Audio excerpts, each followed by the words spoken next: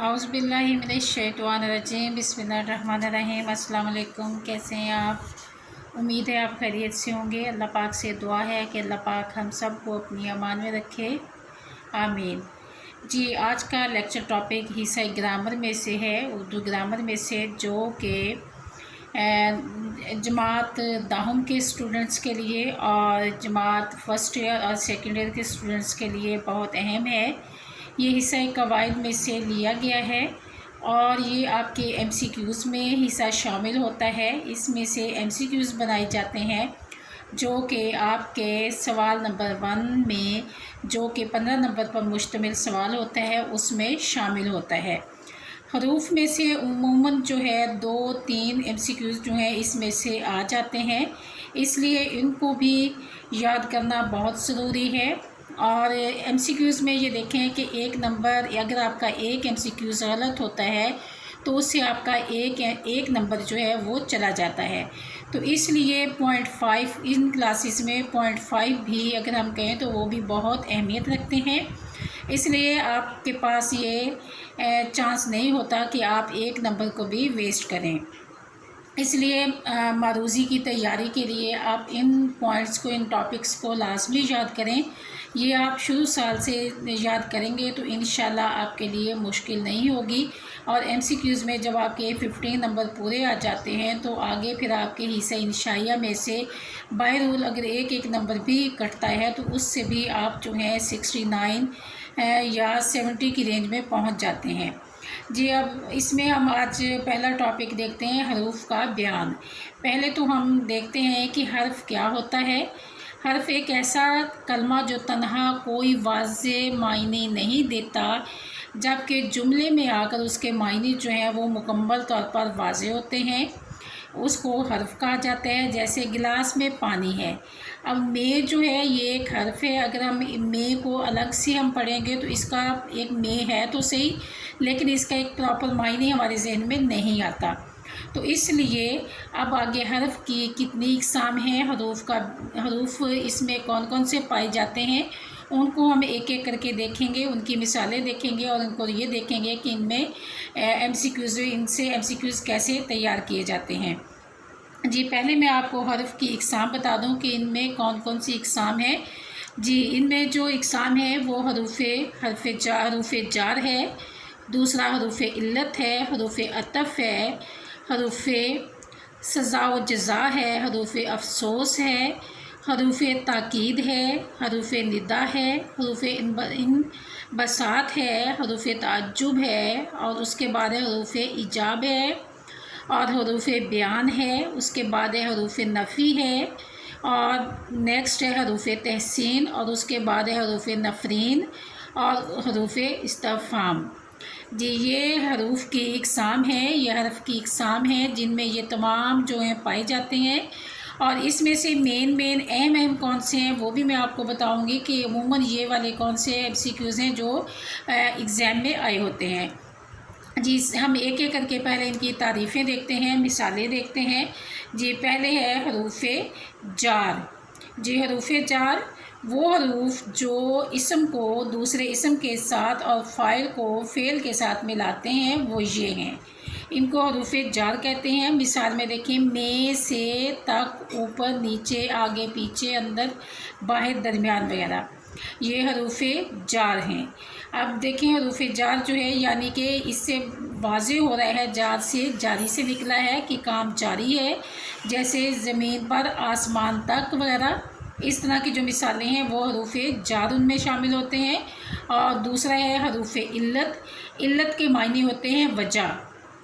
तो यहाँ पे ये है कि हरूफ इल्लत वो हरूफ होते हैं जो किसी सबब या वजह को बयान करने के लिए, जिसमें बयान किया जाए।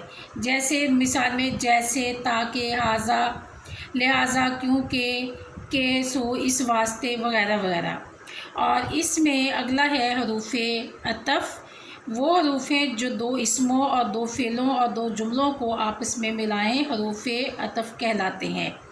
जी, जैसे वाव और, करके, फिर, इनसे जो भी इनके दरमियान में, जो अल्फाज के दरमियान में, जुमले के दरमियान में आएगा, یہ دو اسموں، دو فعلوں اور دو جملوں کو آپس میں ملاتا ہے، ٹھیک ہے، اور ان کا استعمال بھی بہت مناسب طریقے سے کیا جاتا ہے۔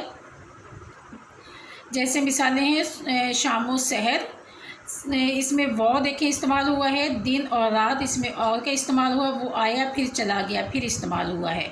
اور اس کے بعد اگلا ہے حروف سزا، شرط و جزا، وہ حروف جو شرط کے موقع پر بولے جاتے ہیں حروف شرط کہلاتے ہیں، جیسے اگر، اگرچہ، وگرنہ، ورنہ، نہیں تو، ہر چند وغیرہ۔ جیسے اس کی مثال میں آسان سی آپ کو بتاتی ہوں، اگر وہ محنت کرتا تو امتحان میں کامیاب ہو جاتا۔ اب یہ دیکھیں شرط ہے، اگر اس میں لفظ استعمال ہوا کہ اگر وہ محنت کرتا تو امتحان میں کامیاب ہو جاتا۔ اس کے بعد اگلا ہے حروف افسوس، یہ جیسے واضح ہو رہا ہے نام سے کہ یہ افسوس کے موقع پر بولے جاتے ہیں، وہ حروف جو اظہار افسوس کرتے ہوئے گھبراہٹ اور تکلیف میں بولے جاتے ہیں وہ کہلاتے ہیں حروف افسوس کہلاتے ہیں، جیسے اوف، صد، حیف، افسوس، صد افسوس، ہائے، وائے، آہ وغیرہ۔ اس کے بعد اگلا ہے حروف تاکید، جیسے کہ تاکید کسی چیز کے لیے کسی کو تاکید کرنا، نام سے واضح ہو رہے ہیں، معنی جو ہیں وہ آرام سے سمجھ میں آ رہے ہیں، وہ حروف ہیں جو کسی کام کو کرتے وقت تاکید کے طور پر بولے جاتے ہیں، جیسے ضرور، سراسر، بے شک، ہرگز وغیرہ۔ یہ مثالیں ہیں، جن بھی مثالوں میں یہ الفاظ استعمال کیے ہوں گے یا آئے ہوں گے تو وہ حروف تاکید کہلائے گا۔ اس کے بعد ہے حروف ندا، ندا کا مطلب ہوتا ہے آواز دینا، یہ کسی کو بلانے کے لیے استعمال ہوتے ہیں، تو اس کی جو ڈیفینیشن ہے وہ اس طرح سے ہوگی، وہ حروف جو کسی کو پکارتے وقت یا بلانے کے لیے بولے جائیں انہیں حروف ندا کہتے ہیں، جیسے اے، ابے، ارے، او، اجی، یا وغیرہ۔ اور اس کے بعد ہے حروف انبساط، وہ حروف ہیں جو کسی خوشی یا مسرت کے موقع پر بولے جاتے ہیں، جیسے واہ واہ، سبحان اللہ، ماشاء اللہ۔ حروف تحسین جو ہیں وہ بھی یہی ہوتے ہیں جو کہ حروف انبساط ہوتے ہیں۔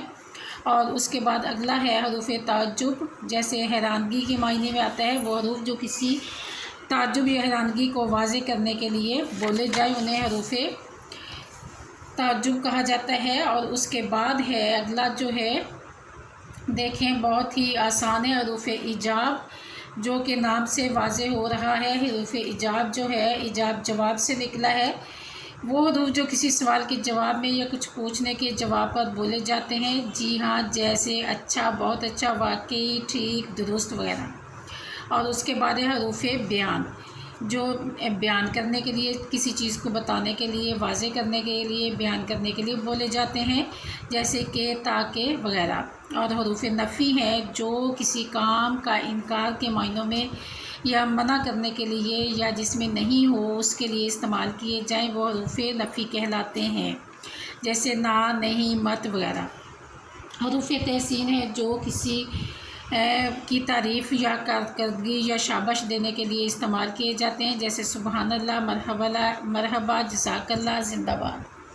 یہ وہ حروف ہیں جو حروف تحسین کہلاتے ہیں۔ حروف نفرین بھی اس کو کہتے ہیں، اگلا جو حرف ہے یا حروف نفرین یا حروف نفرت کہتے ہیں، یہ نفرت کے موقع پر بولے جاتے ہیں، جیسے نفرت، اور ان میں متجزل الفاظ جو ہیں وہ استعمال کیے جائیں گے، جیسے تف ہے، لعنت ہے، پھٹکار ہے، تھو ہے، یہ الفاظ جو ہیں یہ حروف نفرین میں شمار کیے جاتے ہیں۔ اور حروف استفہام ہے آخری، یعنی یہ وہ حروف ہیں جو کسی سوال یا کچھ پوچھنے کے موقع پر بولے جاتے ہیں، کیا، کہیے، کیوں، کب، کس واسطے، کس لیے وغیرہ، یہ حروف استفہام کہلائیں گے۔ اس میں جو اہم حروف ہیں وہ حروف تحسین ہیں، اس میں سے ایک MCQ عموماً آیا ہوتا ہے حروف نفرین، اس کو حروف نفرت کو حروف نفرین بھی کہتے ہیں، یہ بھی عموماً آیا ہوتا ہے حروف استفہام، یہ ایک اہم ہے، یہ آیا ہوا ہوتا ہے۔ اور اس کے بعد آگے جو ہے ان میں حروف جار جو ہے یہ بھی ایک اہم ہے، اور حروف اس کے بعد ہے حروف ندا جو ہے یہ بہت اہم ہے، حروف ندا بھی اکثر جو ہے MCQs میں آیا ہوا ہوتا ہے، تو اس لیے اس کو بھی آپ لوگ یاد کریں، اور حروف انبساط جو ہے اس بے کو بھی۔ یہ ٹاپک جو ہے یہ بہت اہم ٹاپک ہے، اس کو آپ لوگ اچھی طرح سے تیار کریں اور MCQs کے لیے تیار کریں، کیونکہ اس میں سے MCQs آپ کے حصہ معروضی میں جو MCQs 15 نمبر کا سوال ہوتا ہے اس میں شامل ہوتے ہیں، اس لیے آپ کو اس کو بہترین طریقے سے یاد کرنا ہے تاکہ آپ MCQs میں سے پورے نمبر حاصل کر سکیں۔ اللہ حافظ۔